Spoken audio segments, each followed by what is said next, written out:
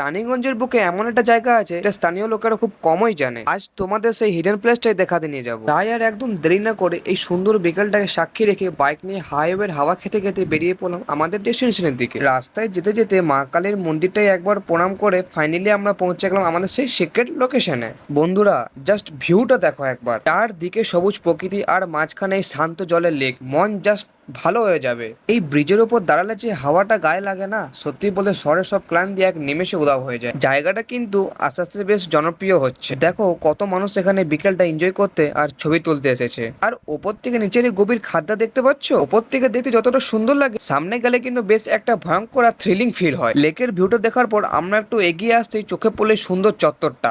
এই হিডেন প্লেসের ভেতরেই এত সুন্দর আর গোছানো একটা গার্ডেন আছে যা চারপাশের পরিবেশটাকে একদম পিসফুল করে তুলেছে। তোমরাও কি রানীগঞ্জের এই সুন্দর জায়গাটায় আসতে চাও?